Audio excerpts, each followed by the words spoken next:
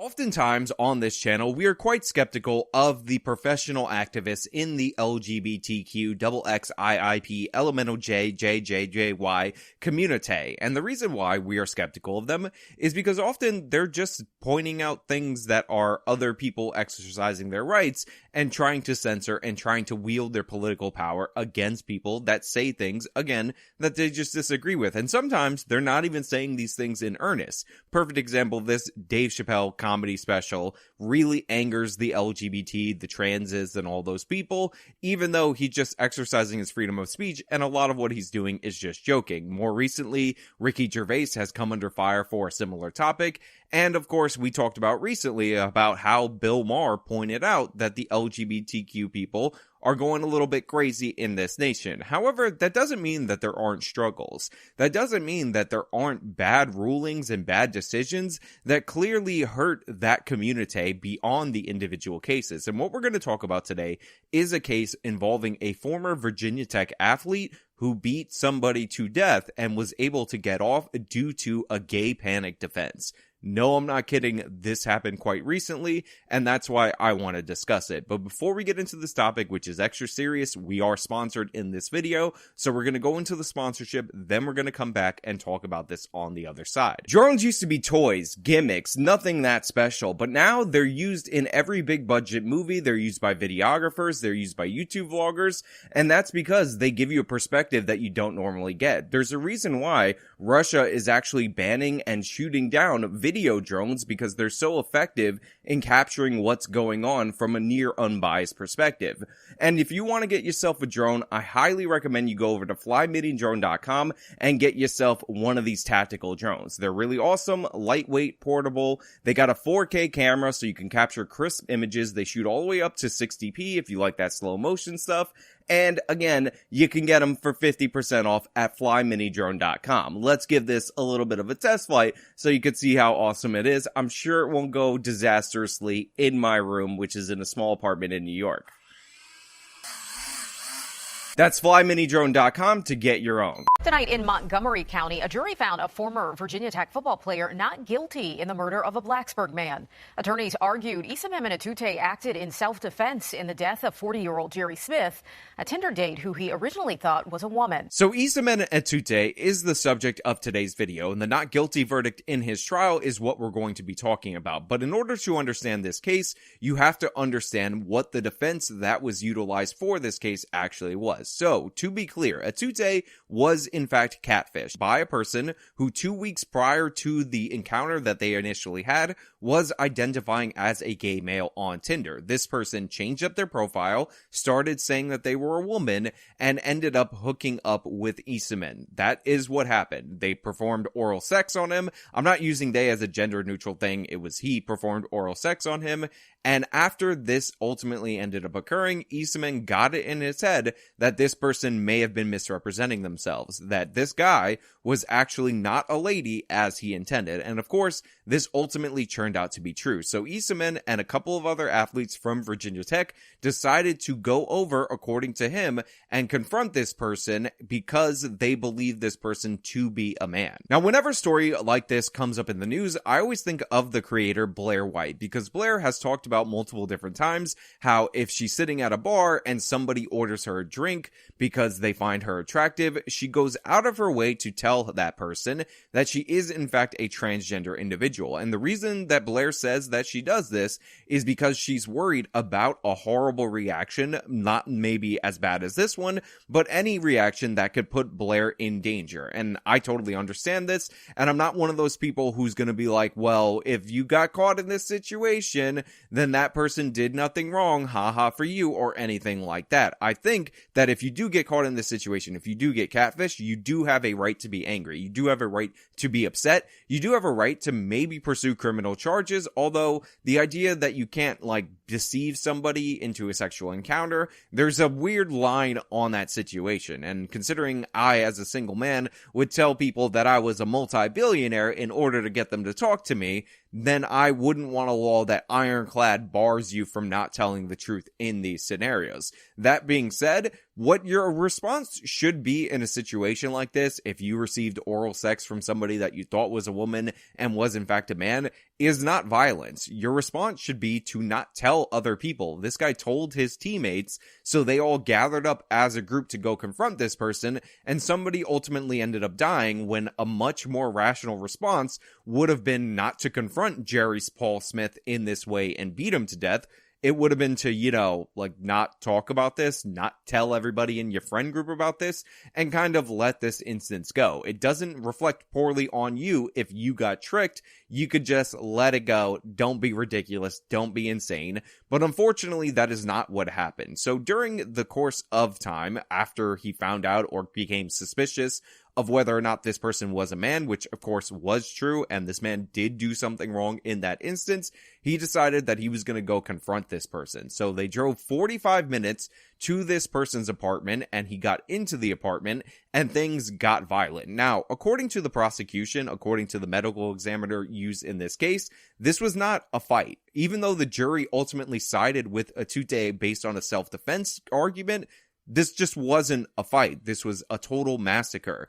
The Jerry Paul Smith guy, what happened to him, how his face, how his body was destroyed in this beating is unbelievable. I'm actually not going to read you all the vicious graphic details of this, but needless to say, there was bleeding in his brain, he had broken teeth, and at some point he was swallowing so much blood that created the appearance of a different fluid that happens when blood gets into the lungs of somebody. So at points during the course of this beating, Jerry Paul Smith was drowning on his own blood, and yet the jury ultimately ended up finding Atute not guilty. Now, a lot of times when we hear about a not guilty case in a self-defense case, we get a lot of misinformation from one side of the political spectrum on why that occurred. Specifically, the one that I'm thinking of, and you guys all know it, is the Kyle Rittenhouse case. And we get example after example of people lying about the circumstances of the case in order to say that Kyle got off based on his white supremacy or because he was white, even though everybody involved in that instance for the most part was white, the people who died, the person who was wounded.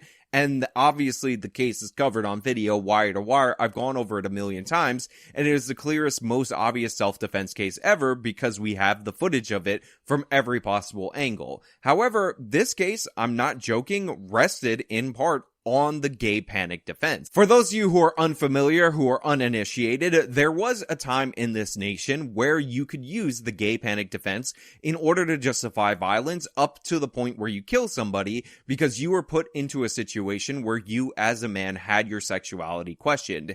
And in the state of Virginia, they've actually passed a law barring this defense from being used in a court of law. However, this law was actually put into effect after the circumstances of this case went down. Now, I need to make this abundantly clear. It is a specific blunder by the legislature in the state of Missouri that made this a not guilty verdict. Even though they passed a law that barred this defense from being used at trial before the crime was committed on May 31st of 2021, they decided that the law wasn't going to come into effect until July 1st of that year. So that little delay, that slight window, is what is determinative of whether or not he was going to be convicted of murder in this case. And it's ridiculous. All they had to do was say effective immediately. All they had to do was say effective upon the governor's signature. So in this trial, at a key procedural ruling, the judge had no choice but to enforce the previous law because you can't retroactively apply laws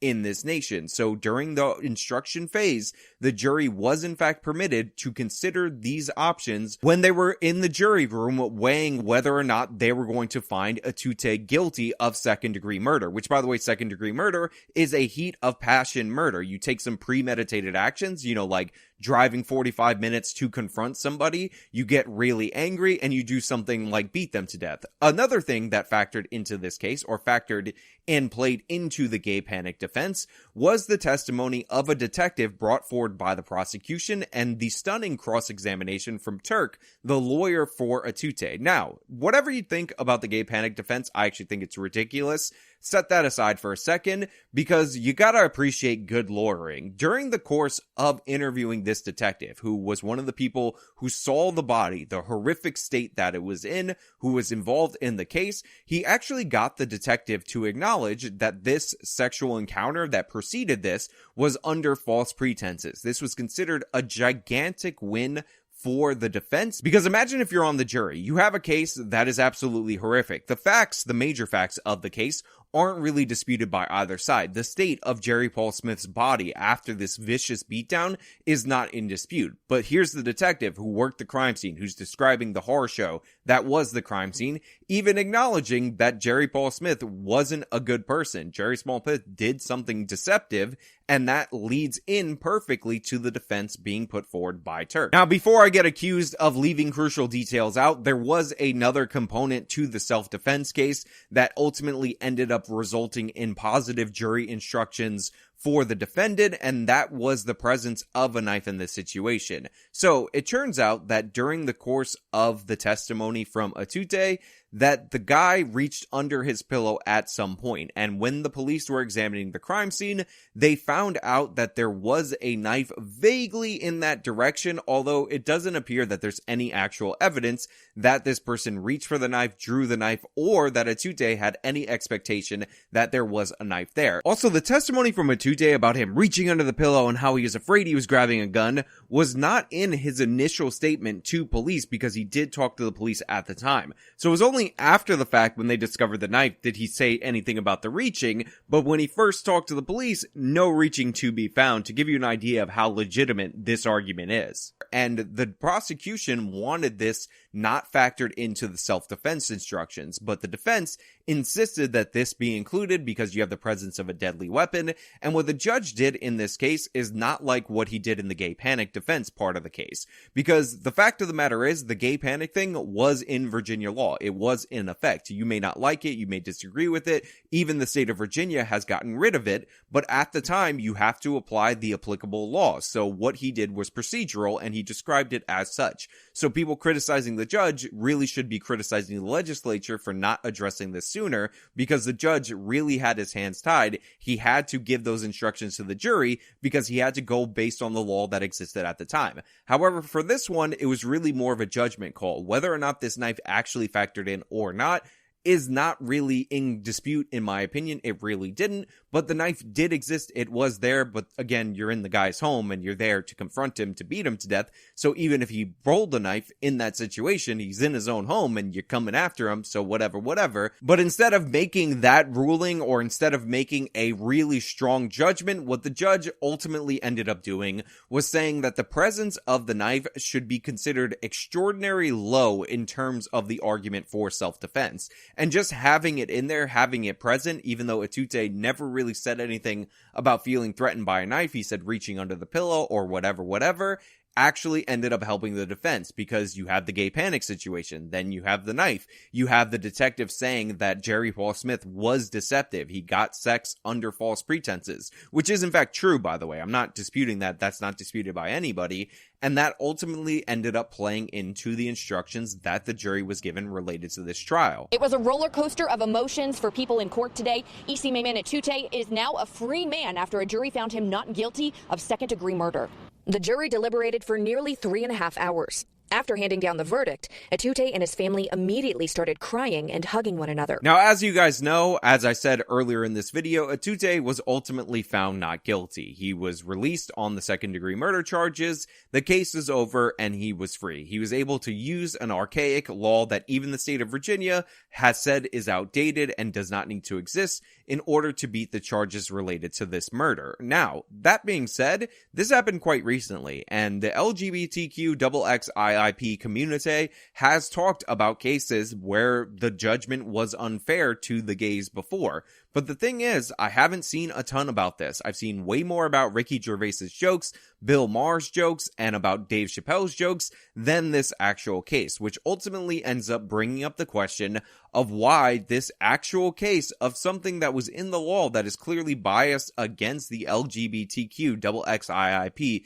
community led to somebody who I believe is guilty of murder getting off, is not a number one topic for these people. Maybe because the law has changed, maybe because the makeup of the people in this case don't really fit with other modern progressive narratives. Remember, they added the black and brown stripes to the pride flag to show that race is something that is included in the pride thing now, and this doesn't line up the way people would want it to line up in terms of the races. Now, that's just my speculation. Of course, it is based on my informed opinion, and it's based on my years of covering cases and what makes national news versus what just remains a local story on this channel in front of you guys right here on theinternet.com. But I want to know what you guys think. Do you think that the reason this case isn't getting a lot of attention is because of the fact that this was a black 18-year-old athlete who killed somebody? Or do you think that maybe the gay panic defense should exist in court today? Obviously, you know where I stand on this. I was going to leave things a little bit more ambiguous, but I'm sorry. You can't beat somebody up because they gave you a blowjob and you were surprised about who they were. That is on you for hooking up on Tinder to a certain point. Obviously, they're morally wrong for doing so, but that doesn't give you the right to viciously beat somebody to death. And the court should not be providing, or the state legislature, I don't want to blame the court because the judge hands were tied in this situation. It was purely a procedural maneuver for him at this point. He's not meant to be an activist member of the judiciary, but the legislature passed a stupid law and waited far too long to repeal it, in my mind, and that ultimately led to somebody who viciously beat another man to death getting off for murder scot-free to go resume the rest of his life in a way that Jerry Paul Smith will never be able to do so. But if you disagree with me on that, you are wrong. You're 100% wrong. But I would love to see an informed argument in the comments below for that position, because maybe, just maybe, but definitely not because you would be wrong, there is something that I didn't consider. As usual, if you like this video, you show me by leaving a like. You subscribe for more content. You follow me on all my social medias. You support me via the support links in the description box of this video. This has been me talking about the gay panic defense working. Till next time.